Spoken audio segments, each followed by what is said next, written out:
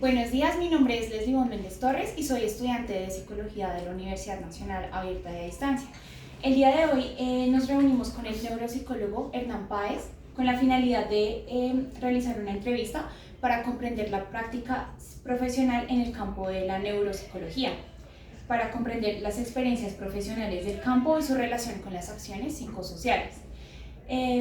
Bueno, cuéntame un poco acerca de ti.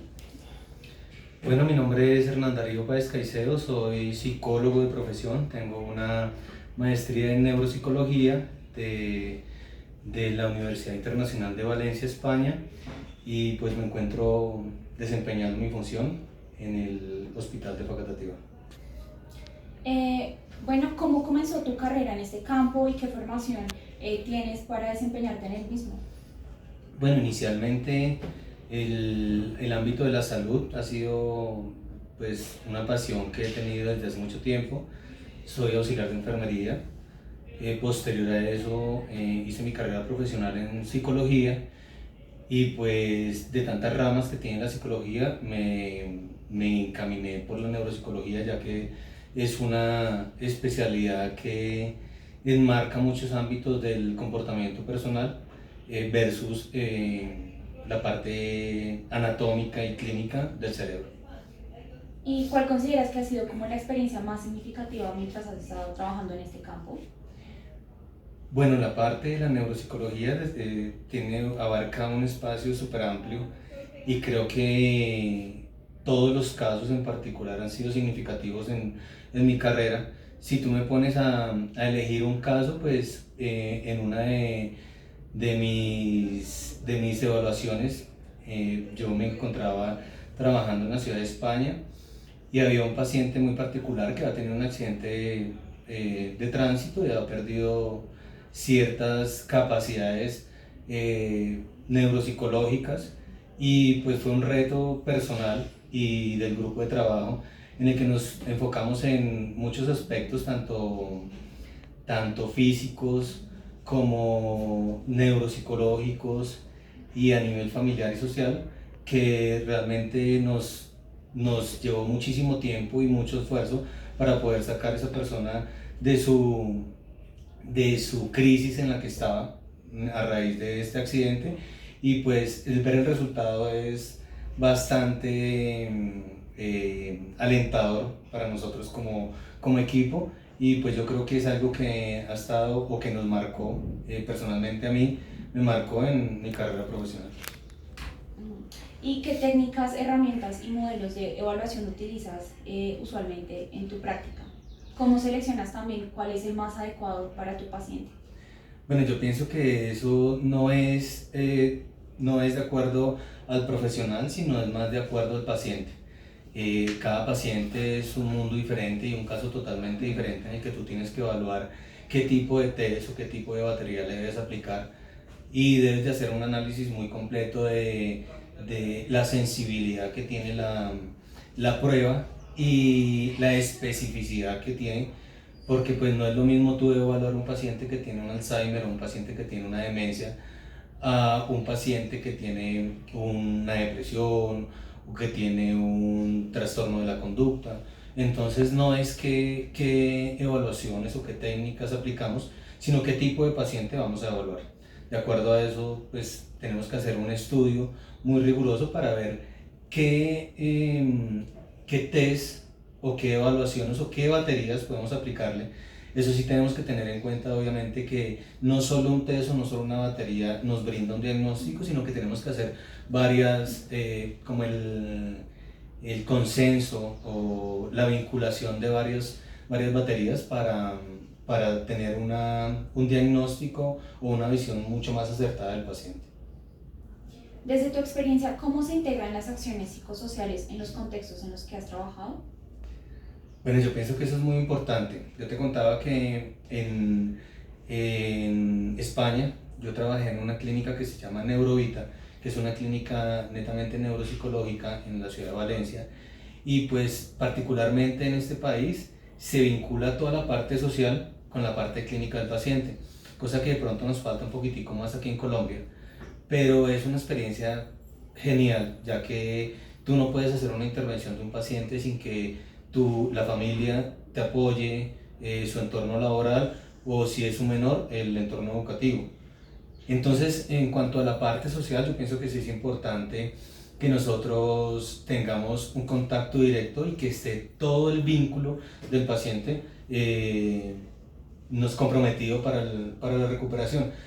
Las acciones terapéuticas no vienen solo del terapeuta, no vienen solo del psicólogo, del neuropsicólogo o del médico tratante, sino es un trabajo en conjunto, más que interdisciplinario, es un trabajo en conjunto con la familia y con todo el entorno social de la persona, ya que estos diagnósticos en particular muchas veces nosotros decimos que no afectan tanto al paciente, sino afectan mucho más al entorno que lo rodea. Tú no vives un diagnóstico como lo vive tu mamá o como lo vive tu pareja o como lo vive tu entorno social. Entonces yo pienso que sí es importante el vincular el entorno de la persona y el hacerla partícipe y hacerla que colabore para eh, el tratamiento del paciente. ¿Y cuál crees que es el papel que desempeñarían entonces las intervenciones psicosociales en la prevención de estos trastornos mentales y neurológicos? Bueno, insisto, yo pienso que es bastante importante porque la parte social, pues primero tenemos que ver cómo nosotros abordamos a la familia o al entorno social del paciente y cómo damos una noticia. El diagnosticar a un paciente no es fácil, no es fácil tanto para la familia como para nosotros. Muchas veces nosotros no hablamos de cómo nos afecta a nosotros el diagnosticar a un paciente, pero realmente es muy difícil el nosotros darnos cuenta de las falencias o las dificultades que tiene un paciente, y es aún más difícil tener que decirle a su familia cuáles son los diagnósticos o cuáles son los futuros diagnósticos que pueda tener este paciente. Entonces yo pienso que sí es importante en la parte social, es importante cómo abordamos al entorno de este paciente que está teniendo una dificultad en su vida. Teniendo en cuenta lo que me mencionas y con tu experiencia, ¿cómo has colaborado de pronto con otros profesionales para promover estas acciones psicosociales de prevención y de salud mental? Bueno, de prevención, en la parte de neuropsicología, pues todas las enfermedades mentales se pueden prever cuando se diagnostican a tiempo o cuando se prediagnostican.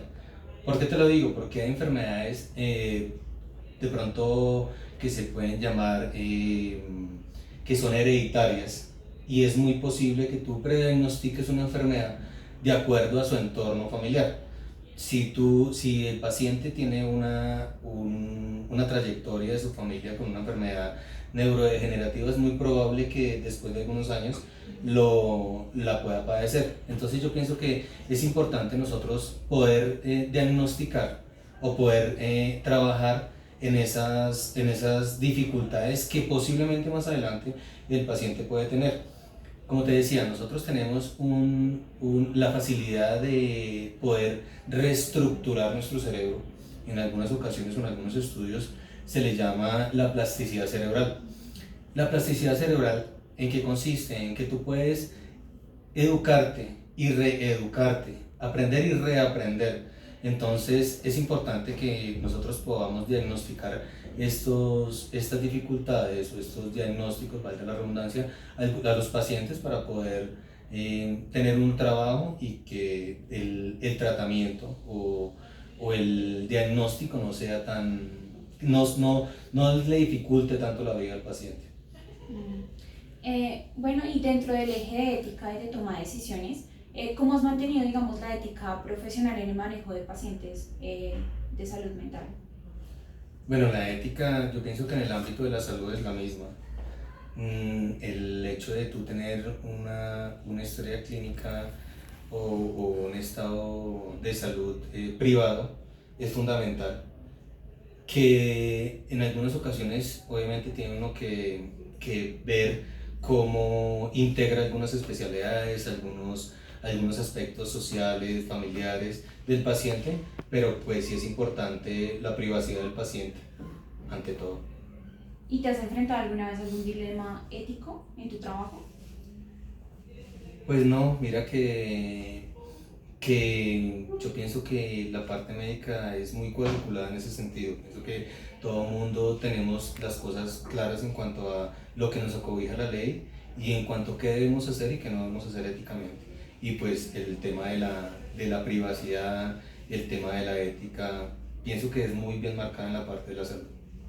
Y bueno, dentro del aspecto como de consejos para futuros profesionales, ¿qué habilidades consideras fundamentales para un estudiante que desea especializarse en neuropsicología? Bueno, yo pienso que lo primero, y te lo digo pues en mi caso, es querer hacerlo.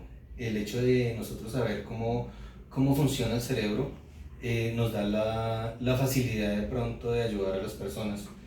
Cuando tú sabes cómo funciona tu cerebro, sabes cómo manejarlo. Si tú sabes manejar un carro, pero no sabes cómo funciona el motor, no sabes cambiar una llanta, difícilmente se te va a varar el carro, no vas a poder, vas a quedar estancada. ¿Qué vas a tener que hacer? Pues buscar un mecánico. En el ámbito de la neuropsicología es muy similar. Si tú no sabes cómo funciona el cerebro, si tú no sabes en el momento en el que tú tienes una emoción, un llanto, una alegría, una angustia, no sabes qué neurotransmisores se desarrollan en tu cerebro, difícilmente lo vas a poder controlar. Entonces yo pienso que ante todo le debe a uno gustar la profesión o la disciplina para poder hacerlo. Y pues la vocación, es importante que nosotros tengamos la vocación de ayudar a otras personas para poder capacitarnos y aún así pues ayudar a la mejora de estos pacientes que obviamente no es tan fácil llevar. ¿Qué consejo darías a los estudiantes que están motivados como a trabajar en tu campo? Consejos. Bueno, en el ámbito de la neuropsicología, la parte anatómica del cerebro es importante.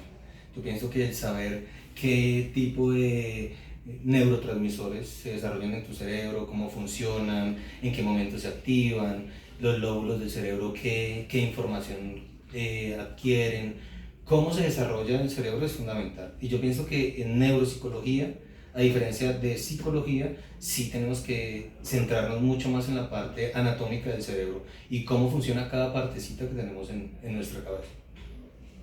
Bueno, igualmente me podrías mencionar algunas técnicas de intervención y de evaluación. Bueno, de evaluación, realmente lo que te digo, hay un sinnúmero de evaluaciones que es importante que nosotros veamos qué evaluaciones están baremadas en Colombia, porque si vamos a los números, yo creo que hay no menos de unas 400, 500 evaluaciones a nivel mundial, pero las que tienen baremo en Colombia son muy pocas. Y pues no nos hemos dado la tarea de hacer el trabajo para baremar las evaluaciones en nuestro país. Entonces, en Colombia, yo pienso que es como un estándar de evaluaciones que es la WIS 4, la Wester, la Rorschach, pero pues como te decía yo a ti, no es lo que a mí me gusta, sino lo que necesita el paciente. Y obviamente tú tienes que no aplicar una sola evaluación, sino bastantes para que tú puedas tener un diagnóstico más certero. Y dentro del campo de la intervención. Igual, ¿qué es lo que pasa? Que la intervención funciona muy similar a las evaluaciones. Si tú tienes un diagnóstico muy bien definido, tú tienes que ir a la parte en la que tiene la falencia. Si tú tienes un paciente con un problema en el lóbulo frontal, que es el lóbulo que maneja la toma de decisiones, pues tú tienes que trabajar en la toma de decisiones del paciente. Si tú tienes un paciente que tiene un problema de memoria, pues tú tienes que identificar qué tipo de memoria está afectada y de esa forma atacar de cierto modo a esa dificultad. Porque tú no puedes tener una lista de terapias para un paciente estándar. Lo que te digo yo a ti, tú tienes que tener muy bien establecido cuáles son las falencias del paciente y de acuerdo a eso atacar o tratar ese tipo de dificultad. Listo, muchas gracias. Muchas gracias. Nos vemos en una próxima ocasión.